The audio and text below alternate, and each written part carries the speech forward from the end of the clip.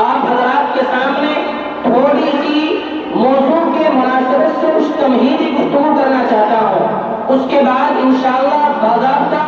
آپ کا یہ پروگرام آپ کے سامنے ہوگا اور آپ حضرات ہم تمام سامعین کو اپنے پروگرام سے محظوظ فرمائیں گے۔ تو سامعین محترم، موقع کی مناسبت سے آپ دیکھیں، ہندوستان کی تاریخ میں انگنت ایام ایسے دیکھنے کو ملتے ہیں جنہیں غیر معمولی خصوصیات حاصل ہے، لیکن جو تاریخی حیثیت اور مرتبہ ان دو دنوں کو حاصل ہے وہ کسی اور دن کو حاصل نہیں ہے۔ ان دو دنوں میں پہلا دن 15 اگست کا ہوتا ہے اور دوسرا دن 26 جنوری کا ہوتا ہے، جو آج کی تاریخ ہے۔ وطن کی فکر کر نادا مصیبت آنے والی ہے، تیری بربادیوں کے مشورے ہیں آسمانوں میں، ذرا دیکھ اس کو جو کچھ ہو رہا ہے ہونے والا ہے، دھرا کیا ہے بھلا عہدے کہن کی داستانوں میں۔ سامعین ذی وقار،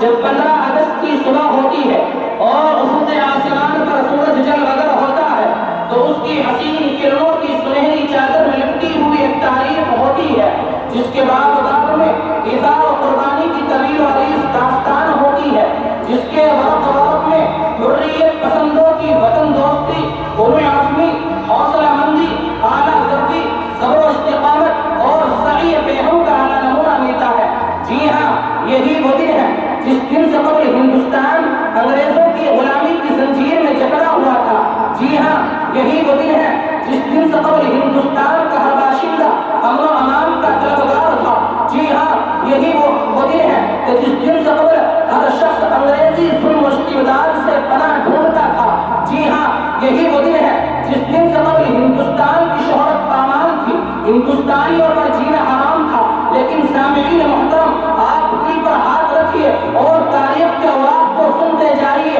اس پرفتن ماحول کے اندر ہمارے علماء حق اور علماء دیوبند نے اور باشندگان ہند نے آزادی ہند کی خاطر اپنا خون پیش کیا اور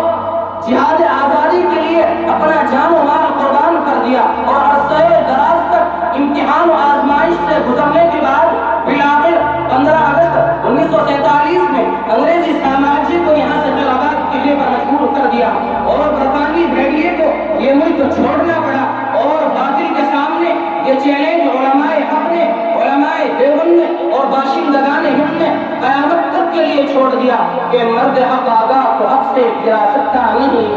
مرد حق آگاہ کو حق سے پھرا سکتا نہیں، باطل قوت ایمان دبا سکتا نہیں، جبر و استبداد ظلم و جور ہو تو کیا ہوا، سر کٹا سکتا ہے مومن سر جھکا سکتا نہیں۔ سامعین محترم، دیش کا آزاد ہونا ہی تھا کہ بے کرے خلوص و وفا، منبع جود و صفا اور صفات کمالیہ و عالیہ سے متصف علماء حق اور علماء دیوبند اپنی سابق روایات و عادات کے مطابق تخت و تاج سے بیزاری کا اظہار کرتے ہوئے اپنی اپنی جگہ گوشہ نشین ہو جاتے ہیں۔ لیکن سامعین محترم، میں موقع کی مناسبت سے اور حالات کو سامنے رکھ کر یہ کہنا چاہتا ہوں کہ ہمارے علماء کرام کا یہ رویہ ہماری مسلم قوم کے لیے غیر نافع واقع ہوا ہے۔ چنانچہ 1950 میں نت نئے اسباب و وجوہات کی بنا پر دانشوران سیاست نے جمہوریت کی داغ ڈالی اور دستور اساسی مقرر ہوا۔ جس دن اس ہندوستان کے اندر جمہوریت کی داغ ڈالی گئی وہ دن 26 جنوری کا دن تھا۔ اسی لیے آج کے اس دن کو ہم یوم جمہوریہ کہتے ہیں اور بتاتے ہیں اور اس کے گن گاتے ہیں۔ سامعین محترم، اس دن کیا ہوا؟ سینکڑوں دفعات مقرر کیے گئے جس کے اندر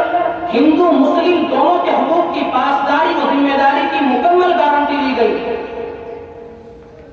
ہمارے اس ہندوستان کا جو آئین ہے یہ کسی ٹوچے پوچے لیڈروں کے ذریعے وجود میں نہیں آیا،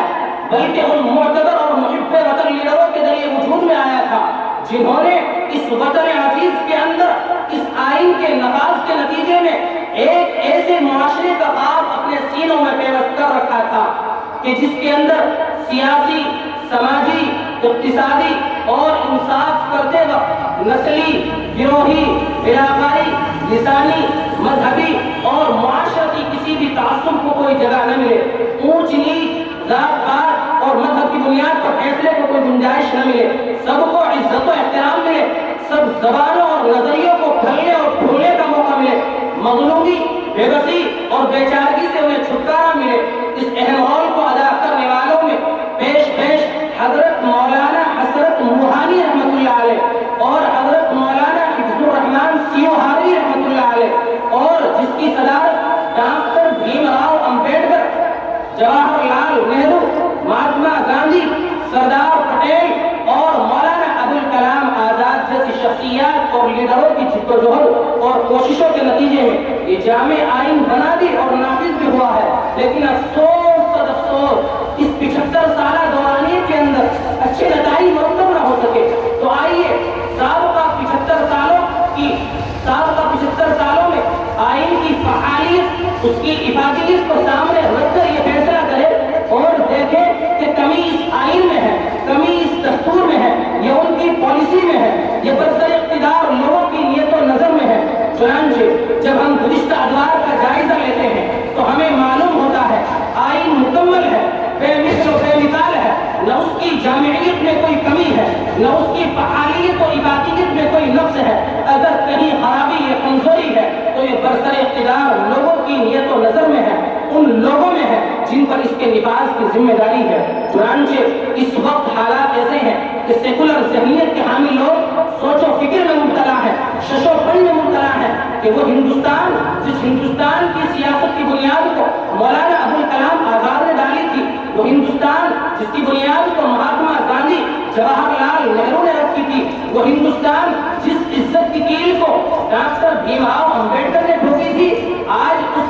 بھارت کی بنیادوں کو کھوکھلا کیا جا رہا ہے، آج اس بھارت کو مسخ کیا جا رہا ہے، آج اس بھارت کی عزت کی پامالی ہو رہی ہے۔ وہ قوانین، وہ اصول جو اس ہندوستان کے لیے زینہ ترقی اور مشعل راہ تھے، آج ان آئین اور ان قوانین کو گلے کی مصیبت بتایا جاتا ہے، آج ان قوانین، ان اصول کو ہندوستان کی پامالی کا ذریعہ بتایا جا رہا ہے، اور وہ خزانہ جو ہندوستان کی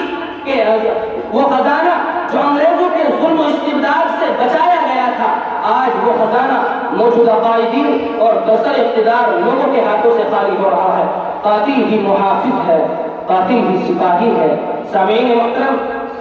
بتاؤ آج کی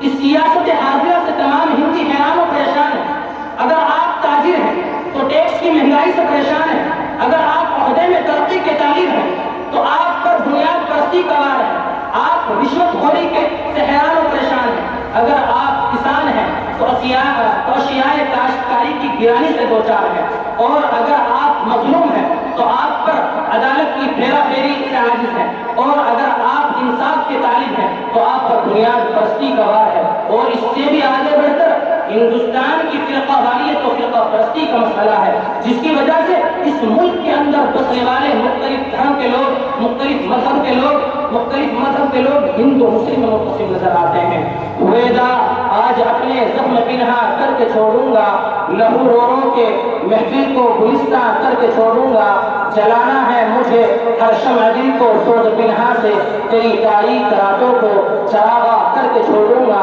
سامعین محترم، بس میں اپنی بات کو مختصر کرتا ہوں، بس یہ پیغام اس اسٹیج سے یہ دینا چاہتا ہوں کہ یہ تمام تر حالات، ان تمام تر حالات میں ہمیں کرنا کیا ہے؟ کیا ہماری مائیں اور بہنوں کی عزتیں لوٹی جاتی رہیں گی اور ہم تماشائی بنے ہوئے دیکھتے رہیں گے؟ کیا ہمارے مذہب کے نجی معاملوں میں مداخلت ہوتی رہے گی اور ہم تماشائی بنے ہوئے دیکھتے رہیں گے؟ کیا ہماری مساجد و معابد کو برباد کیا جاتا رہے گا اور ہم تماشائی بنے ہوئے دیکھتے رہیں گے؟ نہیں، اگر آزادی اسی کا نام ہے تو اس جمہوریت اور آزادی سے کل بھی ہم بیزار تھے۔ ہمیں آزادی چاہیے تو مذہب و ملت کی آزادی، ہمیں آزادی چاہیے تو اپنی جان، اپنے کاروبار، اپنے مال کے تحفظ کی آزادی، اپنے مذہب کی آزادی، اپنے دھرم کی آزادی، اور اگر ان چیزوں کی آزادی نہیں ملتی ہے تو ان دونوں لفظوں کو بیکار استعمال کیا جا رہا ہے، ان دونوں لفظوں کی بدنامی ہے۔ سامعین محترم، ہمیں یہ سبق لینا ہے اس دن سے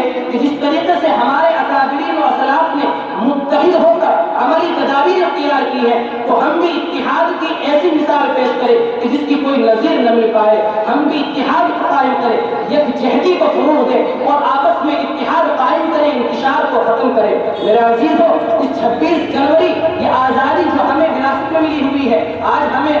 آج ہمیں اس کی قدر نہیں ہے۔ سامعین محترم، بس اللہ تبارک و تعالیٰ سے دعا کیجئے کہ اب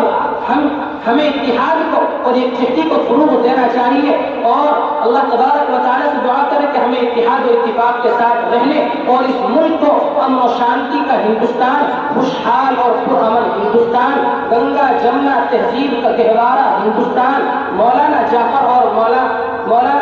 مولانا قاسم کا ہندوستان، ہندو مسلم اتحاد کی علامت ہندوستان، اشفاق اللہ خاں اور سردار بھگت جی کا ہندوستان، جواہر لال نہرو اور مہاتما گاندھی کا ہندوستان، اور مولانا حفیظ الرحمان سیوہاروی اور مولانا حسرت موہانی رحمۃ اللہ علیہ کا ہندوستان، نانک و چشتی کا ہندوستان، جنرل شاہنواز اور سبھاش چندر بوس کا ہندوستان، اور جیسا کا ہندوستان ویسا ہندوستان بنانے کی توفیق و رحمت فرمائے۔ وآخر دعوانا الحمدللہ رب العالمین۔ ماشاء اللہ۔